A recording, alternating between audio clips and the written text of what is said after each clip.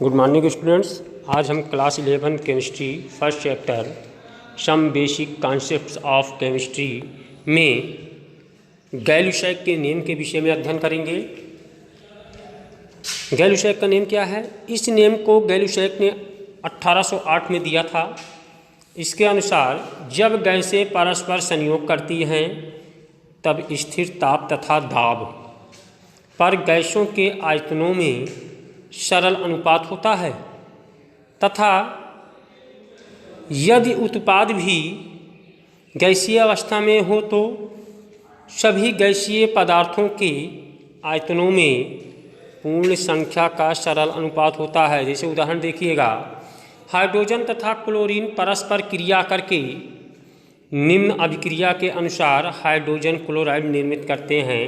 जैसे हम हाइड्रोजन को ले लें और क्लोरीन, यानी दोनों क्या है, हाइड्रोजन और क्लोरीन दोनों जो है गैसीयस अवस्था में हैं, तो हाइड्रोजन का 1 मोल और क्लोरीन का 1 मोल ले लिया गया तो हमें प्राप्त हुआ 2 मोल क्या, हाइड्रोजन क्लोराइड।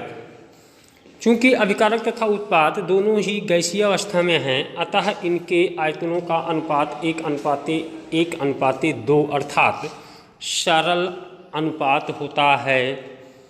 अब हम बात करेंगे नेक्स्ट नेम, अवोगाद्रो का नेम।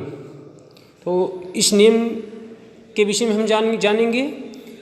वर्ष 1811 में इटली के वैज्ञानिक अवोगाद्रो ने गैसों के संबंध में अति महत्वपूर्ण नेम दिया, जिसे अवोगाद्रो का नेम कहते हैं। इस नेम के अनुसार समान ताप एवं दाब पर गैसों के समान आयतन में अणुओं की संख्या समान होती है। जैसे उदाहरण देखिएगा, H2 + Cl2 sin of arrow 2HCl, एक आयतन हाइड्रोजन एक आयतन क्लोरीन मिल करके 2 आयतन हाइड्रोजन क्लोराइड का निर्माण करते हैं। यानी अगर n अणु जो है हम हाइड्रोजन के लें और n अणु जो है क्लोरीन का लें तो 2 अणु क्या प्राप्त होगा हमें, हाइड्रोजन क्लोराइड।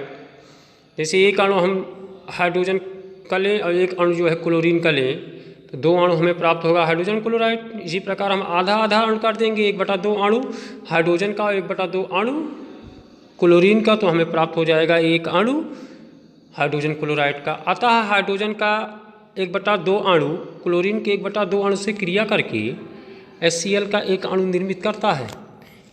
अगला हेडिंग है अवोगाद्रो के नेम के अनुप्रयोग। इसके बारे में अध्ययन करेंगे हम। यह परिकल्पना गैसीय रासायनिक अभिक्रियाओं की व्याख्या करने में सफल रही। इसके कुछ अन्य अनुप्रयोग निम्न हैं। नंबर 1, गैसीय तत्वों की परमाणुकता का निर्धारण करने में। नंबर 1, गैसीय तत्वों की परमाणुकता का निर्धारण करने में। नंबर 2, तत्वों के आणविक द्रव्यमान ज्ञात करने में। हम बात करेंगे अब डाल्टन का परमाणु सिद्धांत। रासायनिक संयोग के नियमों के आधार पर डाल्टन ने 1803 में एक सिद्धांत प्रतिपादित किया, जिसे डाल्टन का परमाणु सिद्धांत कहा गया। इस सिद्धांत के मुख्य बिंदु निम्नलिखित हैं। नंबर 1, प्रत्येक द्रव अतिसूक्ष्म कणों से मिलकर बना होता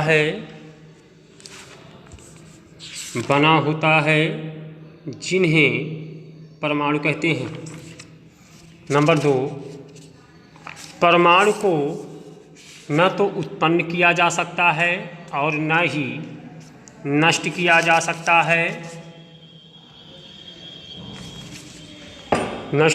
सकता है। नंबर 3, परमाणु को विभाजित भी नहीं किया जा सकता। सभी रासायनिक अभिक्रियाओं में परमाणु ही भाग लेते हैं। किसी तत्व के सभी परमाणु आकार, द्रव्यमान एवं रासायनिक गुणों में समान होते हैं। नंबर 4, 2 या 2 से अधिक तत्वों के परमाणु सरल गुणित अनुपात में संयुक्त होकर यौगिक परमाणु बनाते हैं। अगली हेडिंग की बात हम करेंगे डाल्टन के परमाणु सिद्धांत की सीमाएं।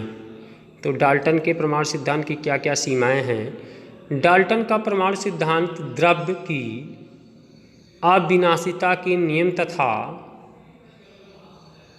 रासायनिक संयोग के नियमों की व्याख्या करने में सफल रहा, परंतु यह निम्न को समझाने में असफल रहा। नंबर 1, समान तत्व के परमाणुओं का द्रव्यमान अलग अलग क्यों होता है। इसको नहीं समझा सके कि जो समान तत्व के परमाणु होते हैं उनका द्रव्यमान अलग अलग क्यों होता है। जैसे हाइड्रोजन को ले लीजिए, 1H1, 1H2, 1H3 आदि, यानी इसके बारे में डाल्टन का परमाणु सिद्धांत इसकी व्याख्या नहीं कर सका। नंबर 2, भिन्न भिन्न तत्वों के परमाणु संयोजकता और भार की दृष्टि से भिन्न भिन्न होते हैं। इसको भी समझाने में डाल्टन का परमाणु सिद्धांत असफल रहा। नंबर 3, परमाणु स्वतंत्र अवस्था में क्यों नहीं रह सकते जबकि अणु रह सकते हैं। नंबर 4, परमाणु परस्पर किस प्रकार के बलों द्वारा बंधे होते हैं। नंबर 5, समान या भिन्न तत्वों के परमाणु परस्पर संयोग क्यों करते हैं।